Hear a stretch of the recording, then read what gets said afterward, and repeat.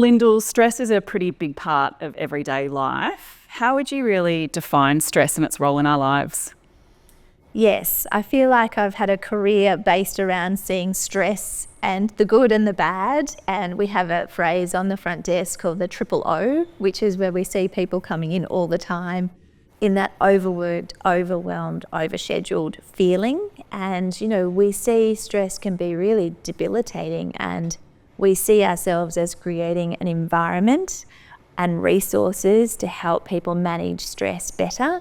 There is that perception of pressure, and there is chronic stress, but we're talking about everyday stress. It's about that perception of how we manage that. And it can feel like that ball and chain. Everyone has a different representation of stress in their body. And we're definitely living in an era where there are, higher stress levels because, technology is fantastic, gives us flexibility and accessibility. But sometimes it's how we switch off from that that's really important, because I'm not sure if you're familiar, but we have 60 to 80,000 thoughts every single day. So that's a lot if you just think of that activity that's going around and around in our brain. And 98% of those are the same thoughts you had yesterday. So you might be feeling really creative and you're really doing all these new projects, but actually 98% of your thoughts are the same stuff that you had going around yesterday. And we're sort of hardwired in a way that up to 80% of those are negative, as we're trained to look for the threat.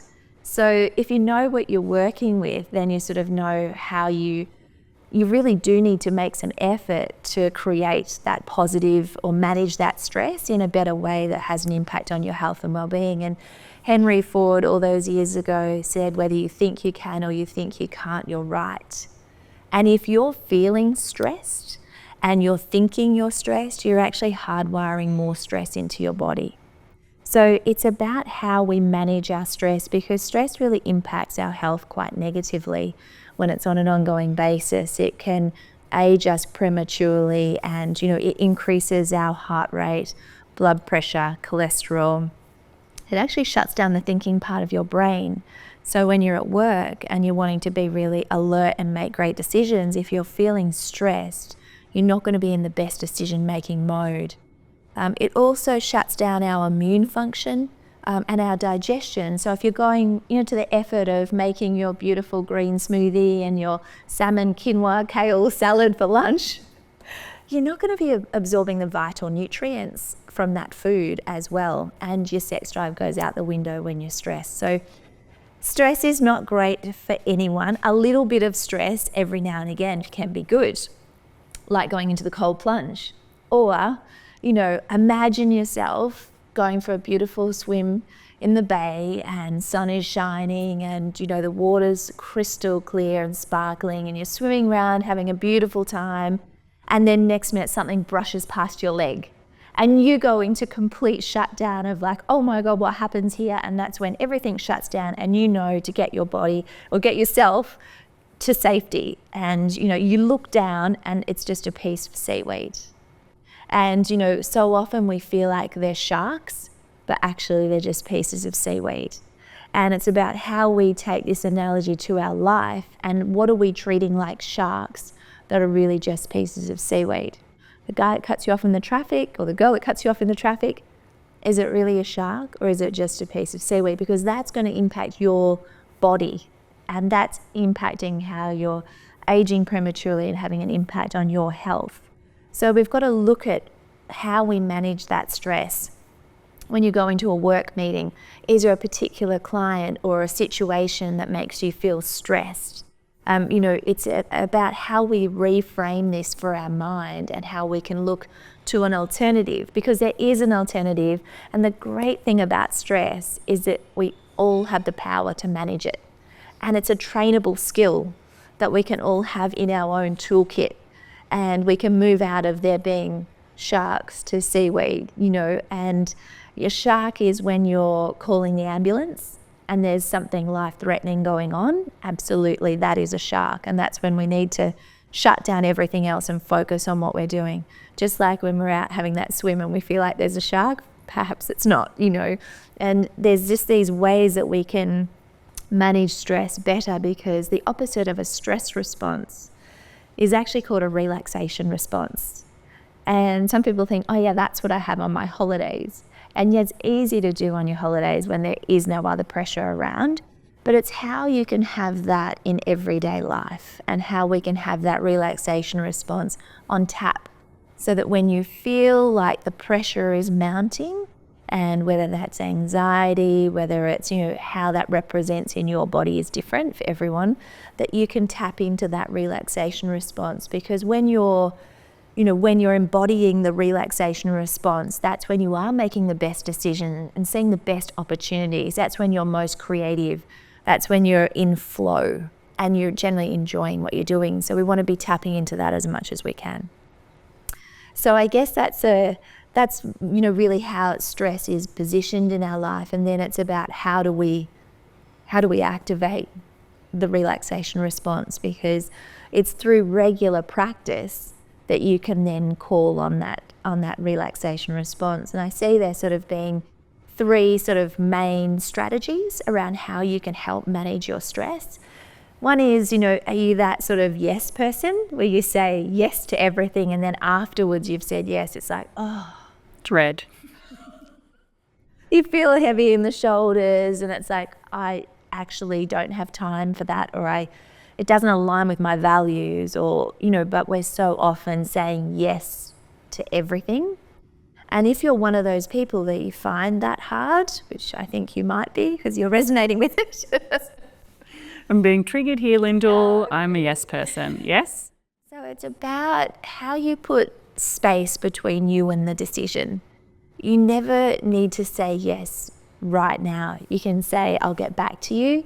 I just need to check my diary. You can use whatever stalling motion you need in order to know that that's a trigger for you to always say yes, that you want to actually put some space there so you can go away and say, does that really align with what I'm wanting in my values, in my health, physically, mentally, emotionally, spiritually? Does that work for me? And actually check in and know that you'll be better off to that person or that event or whatever it is when you really want to be there, and you're able to be there without any stress and be there because you really want to be there.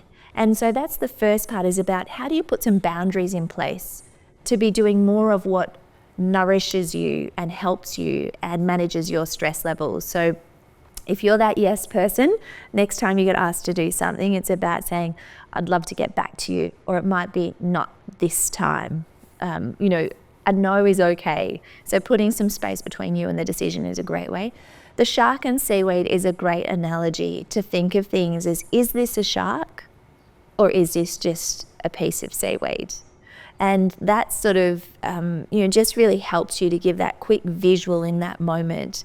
Shark, yes, life-threatening. Seaweed, no. Going into that work meeting isn't a shark. I need to be able to manage that stress, and perhaps that's a trigger for me to look at. So just being really aware, as you progress through the next month of what you're getting triggered by, and then thinking about the shark or seaweed. That's such a good analogy. Yeah, it works well, right? Yeah, I had a situation recently where I was driving and I accidentally cut someone off, didn't even see an incoming lane. And this guy got out of his car and came and stood in front of my car to tell me what he thought of my driving. And you can imagine it wasn't very complimentary. And my daughter was in the car with me, and she's like, oh my God, Mum, what's happening? And I said, well, honey, at the moment he thinks we're a shark, but really we're just a piece of seaweed. And she's like, what? You've gone mad too. It's like, what's happening? In that moment, he really thought we were a shark. Just that simple. And that would be impacting. You could see his blood pressure increasing. You could see all of those things happening. And I got a great opportunity to talk to my daughter through what a shark and seaweed looks like, because in that moment, that was impacting his health negatively and triggering him for something that really wasn't necessary in that moment. And it's just that sort of, it was just such a clear visual for me that, yes, shark and seaweed's a really good way. And practice is key. Practice is key to actually being able to pull on the relaxation response. So the way you build your resilience to stress is by training your body in the relaxation response. So regular diaphragmatic deep breathing and purposeful intentional breathing, so that you're moving into the parasympathetic nervous system more than the sympathetic nervous system, is what you're going to be calling on when you need it. So when you feel that pressure mounting, it can literally be 1, 2, or 3 deep breaths for your body and mind to know that everything's okay, because we can be triggering our stress response in the security and comfort of our home, in your bed. You can be lying in bed imagining something to be worse than it's going to be, or worrying about something that hasn't ever happened, or replaying an event where perhaps there was a performance review or something that wasn't what you liked or what you wanted to hear.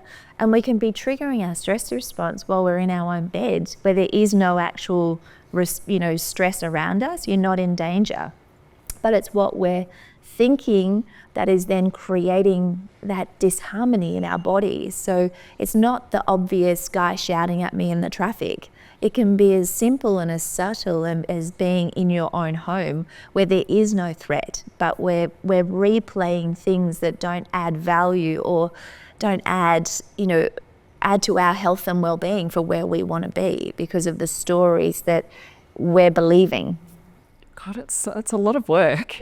I mean, to try and get into that relaxation zone or mode or response, what are some other tips do you think that people can do? Is it shutting down more? There are so many, and we're going to delve into quite a lot in other episodes as well. But the managing, if you just take away from this one, reframing and being aware of how you're triggering to stress. Are you thinking things are sharks when they're really seaweed? That analogy of being in the water, feeling something brushed by your leg and having a full stress response is exactly the same as being in a work meeting or being in the car frustrated in traffic. You can apply it to so many different areas of your life. So I think it's all about getting your body used to being able to go back into your diaphragmatic breathing, which we know is the only way at the moment, backed by science, of taking you out of that fight or flight and putting you into the rest and digest. Because by using the lower part of your abdomen, your breathing, you're actually letting your brain know you're safe. Whereas when we shallow breathe, that's when we're panicked. We're saying everything's not okay here. We're in trouble. And so the more we shallow breathe with our chest, and generally we're only using 50% of our lung capacity, and we're breathing from our chest when we're under stress. So it's about reversing that. And we learn how to breathe beautifully when we're a baby. If you watch a baby breathe, they breathe diaphragmatically. We just become out of practice. So the best way to start is actually by lying down, where you can feel your diaphragmatic breath. But we're going to do a meditation as well. So we're going to do a meditation now on our thoughts and how we can help have more power over our thoughts, because sometimes when we're under stress, it feels like we're not in control. And so the meditation that we're about to do will really be a great example of how you can help manage your stress. Beautiful. Training the mind is often quite different from what we expect. We might imagine that it's about stopping thoughts or forcing ourselves to feel a certain way. But it's more about learning to relate to our thoughts and feelings differently. Picture yourself sitting by a peaceful river. The water flowing by represents your thoughts and emotions, constantly in motion. And all you need to do is just sit and watch the flow. Sounds simple, right? But often what happens is we feel a sense of urgency when a thought passes by. Whether it's a worry, a stress, or a fleeting idea, we may feel tempted to jump in and control the current, trying to grasp or push away the flow. But the truth is, the more we try to hold on or fight the current, the more it drags us along. So instead, we just sit. We watch the water as it moves naturally, knowing that it will pass, just like each thought. Training the mind is about observing the flow of thoughts and emotions without getting caught up in them. It's about seeing them with a little more distance and clarity. And when we do this, we naturally find a place of stillness within. Will we sometimes forget to just sit and observe? Yes, of course we will. But each time we remember, we return to the peaceful bank of the river where we can simply watch and breathe, calm in both body and mind. And just take a deep breath. And if your eyes are closed, gently opening your eyes.